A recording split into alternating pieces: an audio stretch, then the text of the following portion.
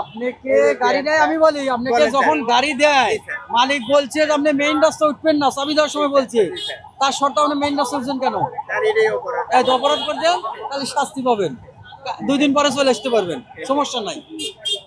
ওকে, এখন নাম ঠিকানা দেন, আমি লিখে দিব। গাড়ি উঠানো হয়ে গেছে, সমস্যা নাই, আপনি 2 দিন পরে আমরা দেবো, আবার ওখান থেকে বাইক করে নিয়ে এসে অফিস চলাকালীন, এই যে এখন অফিস চলাকালীন এই মেইন রাস্তা গাড়িগুলি গাড়িগুলি আসে, আমরা প্রতিনিয়তই এবং প্রতিদিনই এরকম গাড়িগুলি আমরা আইনগত ব্যবস্থা নিচ্ছি। নিয়মটা হচ্ছে আপনার মেইন রাস্তা এদেরকে বলা হয়েছে, খবরও আপনারাও বলতেছেন, সবাই বলতেছে, মালিকদেরও জানান আছে, অবগত করা আছে, সবাই আপনি মেইন রাস্তা উঠবেন না। মেইন রাস্তা সারা অলিগলি দিয়ে চালাই, অলিগলি যে এখান থেকে চলতেছে আমরা ধরতেছি না।